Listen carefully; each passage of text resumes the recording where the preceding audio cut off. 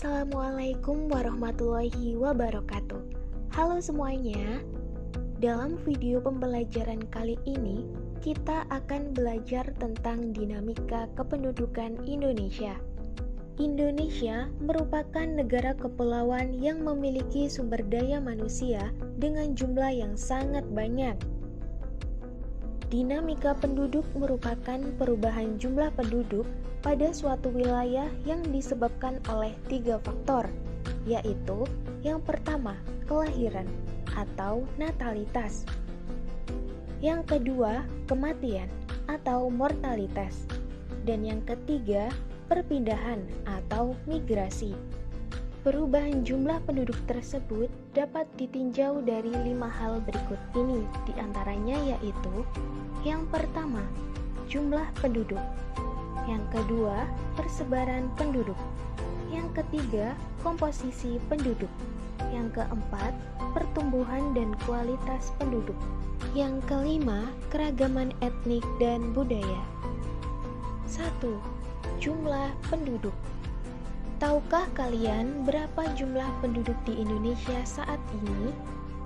Berdasarkan data BPS atau Badan Pusat Statistik, pada tahun 2022, jumlah penduduk Indonesia tercatat sebanyak 275 juta jiwa. Dan berdasarkan data kependudukan dunia, pada tahun 2022, Indonesia termasuk dalam salah satu negara yang memiliki jumlah penduduk terbanyak, dengan peringkat keempat dunia di antara 10 negara lainnya. Memiliki jumlah penduduk yang sangat banyak menjadi keuntungan bagi negara Indonesia, karena banyak terdapat penduduk usia produktif yang melimpah.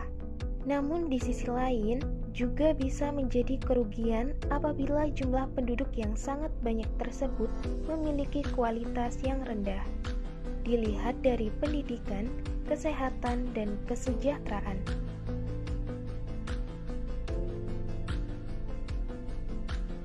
2. Persebaran penduduk. Persebaran penduduk merupakan bentuk penyebaran penduduk di suatu wilayah atau negara. Dilihat dari apakah penduduk tersebut tersebar merata atau tidak. Persebaran penduduk dapat dikenali melalui kepadatan penduduk. Kepadatan penduduk merupakan perbandingan jumlah penduduk dengan luas lahan. Secara umum, tingkat kepadatan penduduk atau population density adalah perbandingan banyaknya jumlah penduduk dengan luas daerah berdasarkan satuan luas tertentu. Wilayah yang memiliki sumber daya lebih baik, baik fisik maupun manusianya, akan cenderung dipadati penduduk. Kepadatan penduduk juga memberikan informasi kepada pemerintah tentang pemerataan pembangunan. Dan wilayah dengan tingkat penduduk yang jarang menunjukkan pembangunan belum merata di berbagai wilayah.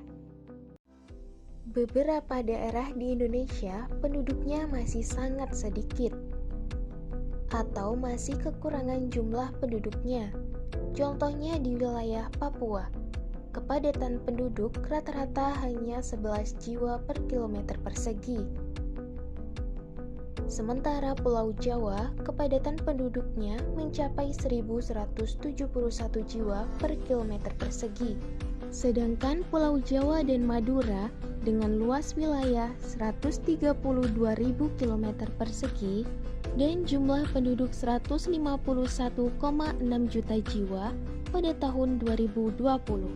Pulau-pulau lain di Indonesia dengan luas berkali lipat dari Pulau Jawa, jika seluruh penduduknya dijumlahkan, tidak dapat mencapai jumlah penduduk yang tinggal di Pulau Jawa. 3. Komposisi penduduk. Komposisi penduduk merupakan pengelompokan penduduk berdasarkan usia atau umur, jenis kelamin, mata pencaharian, agama, bahasa, pendidikan, tempat tinggal, jenis pekerjaan, dan lain-lain. Komposisi penduduk diperlukan dalam suatu negara karena dapat dijadikan dasar pengambilan keputusan atau penentuan kebijaksanaan dalam pelaksanaan pembangunan. Gambaran mengenai komposisi penduduk perlu dikaji atau dipelajari karena berbagai alasan. Antara lain, setiap penduduk pasti memiliki usia dan jenis kelamin yang berbeda, sehingga memiliki potensi dan kemampuan yang berbeda pula. Berikut ini merupakan pengelompokan penduduk berdasarkan usia dan jenis kelamin. A. Komposisi penduduk berdasarkan usia. Komposisi penduduk berdasarkan usia atau umur dapat dibuat dalam bentuk usia tunggal, interval, dan usia produktif. Contoh bentuk usia tunggal seperti 0, 1, 2, 3, 4, sampai 60 tahun atau lebih. B. Komposisi penduduk berdasarkan jenis kelamin. Komposisi penduduk berdasarkan jenis kelamin juga penting untuk diketahui, karena dapat digunakan dalam menghitung angka perbandingan jenis kelamin atau sex ratio. Perbandingan tersebut dapat digunakan untuk memperkirakan bentuk pemberdayaan penduduk sebagai sumber daya manusia sesuai dengan karakteristiknya.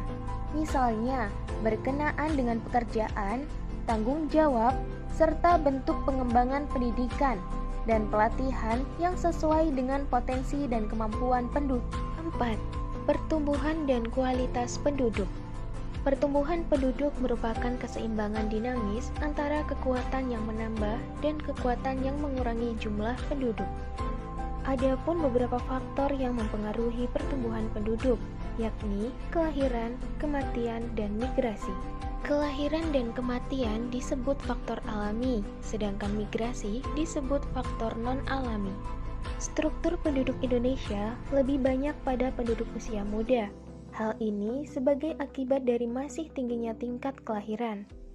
Presentase penduduk berdasarkan data pada tahun 2022, usia 0-14 tahun mencapai 24%. Pertumbuhan penduduk yang sangat banyak di Indonesia menjadikan negara ini menduduki peringkat keempat dunia setelah Cina, India, dan Amerika Serikat sebagai negara dengan pertumbuhan penduduk terbanyak dunia.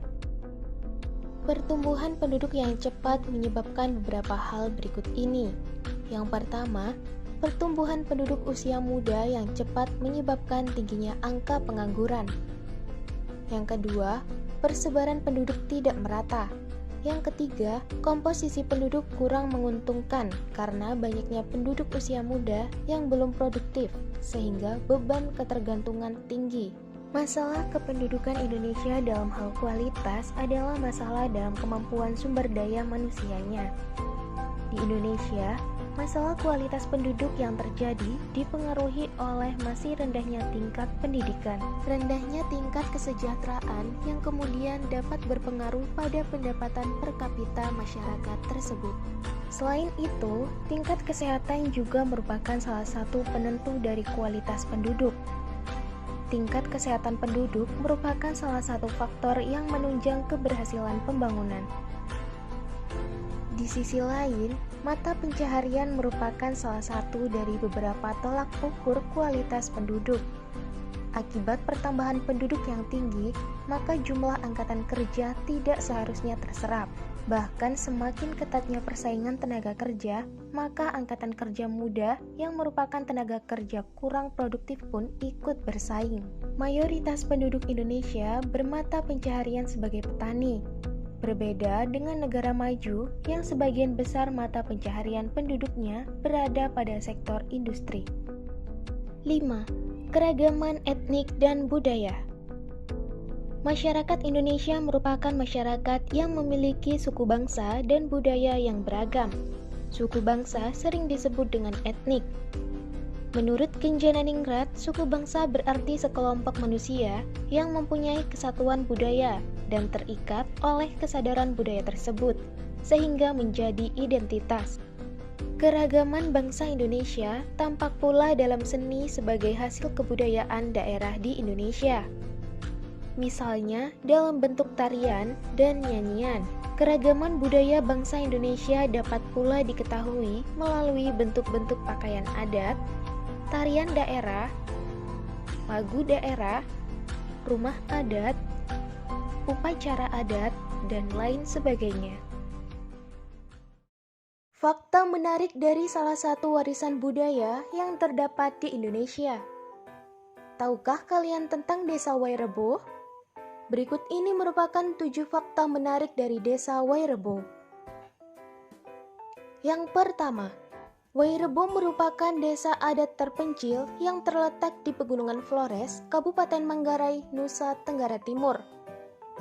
Letaknya yang berada di ketinggian 1.200 meter di atas permukaan laut, menjadikan Desa Wairebo disebut sebagai desa tertinggi di Indonesia. Fakta kedua, di Desa Wairebo hanya terdapat 7 rumah utama yang disebut sebagai Baruniang. Baruniang memiliki bangunan yang unik, berbentuk kerucut dengan atap yang hampir menyentuh tanah, memiliki struktur bangunan yang cukup tinggi, yaitu sekitar 15 meter. Rumah Baruniang terbuat dari kayu worok dan bambu, serta dibuat tanpa menggunakan paku, dan menjadikan tali rotan sebagai pengikat pada konstruksi bangunan. Seluruh bangunan rumah ditutupi dengan ijuk. Baruniang terdiri atas 5 lantai, di mana setiap lantai rumah memiliki fungsi yang berbeda-beda. Lantai pertama disebut dengan lutur, yang digunakan sebagai ruang keluarga dan tempat berkumpul keluarga. Lantai kedua disebut dengan lobo, yang digunakan sebagai tempat menyimpan bahan makanan sehari-hari. Lantai ketiga disebut dengan lentar, yang digunakan sebagai tempat penyimpanan benih-benih tanaman pangan seperti kacang hijau, kedelai, jagung, padi, dan lain-lain. Lantai keempat disebut dengan lemparai, yang digunakan sebagai tempat penyimpanan bahan makanan apabila terjadi kekeringan. Dan lantai kelima disebut dengan hekang kode, digunakan sebagai tempat meletakkan sesaji untuk para leluhur. Fakta ketiga, akses pada jaringan jalan menuju Desa Wairebo ini kondisinya sangat rusak. Karena jalan yang berbatu dan berlubang, serta aksesibilitas yang kurang lancar, karena jumlah angkutan untuk mencapai desa ini sangat sedikit. Segala jenis kendaraan seperti motor dan mobil hanya bisa sampai di Desa Denge, yaitu desa terdekat dengan Wairebo.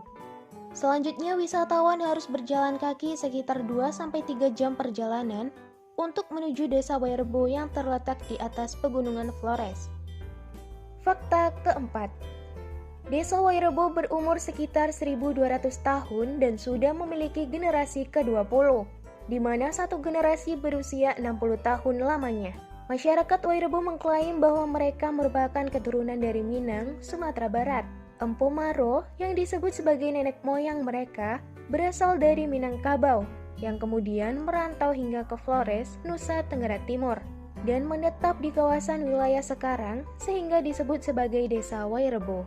Fakta kelima, keindahan alam dan keragaman budaya masyarakat yang terdapat di Desa Wairebo menjadi daya tarik wisatawan. Salah satu keragaman budayanya seperti ritual upacara keagamaan yang disebut sebagai penti, yaitu upacara syukuran atas panen dan penyertaan Tuhan dalam hidup mereka selama ini.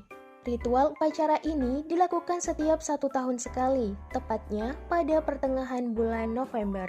Fakta keenam, penduduk yang tinggal di Desa Wairebo berjumlah sekitar 44 keluarga, di mana setiap rumah Baruniang dihuni sebanyak 6 keluarga. Jumlah keseluruhan penduduknya mencapai 600 jiwa lebih, tetapi tidak semua tinggal di Wairebo, melainkan tinggal di desa bawah, seperti anak-anak yang masih bersekolah. Mata pencaharian utama masyarakatnya berada pada sektor pertanian, seperti kopi, cengkeh, dan umbi-umbian. Aktivitas kaum perempuan di Desa Wairebo selain memasak, mengasuh anak, menenun, juga membantu kaum laki-laki di kebun. Masyarakat Desa Wairebo masih mempertahankan cara hidup sesuai dengan budaya dan tradisi yang diwariskan oleh leluhur mereka. Untuk memenuhi kebutuhan air masyarakatnya, memanfaatkan sumber mata air pegunungan yang dinamakan sebagai sosor dan dibedakan menjadi 2, yaitu sosor laki-laki dan sosor perempuan.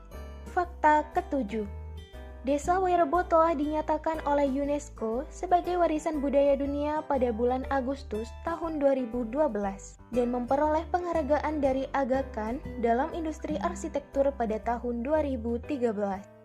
Demikian fakta-fakta menarik yang terdapat di Desa Wairebo dan menjadi salah satu bagian penting sebagai warisan budaya yang dimiliki dan perlu dilestarikan oleh Indonesia.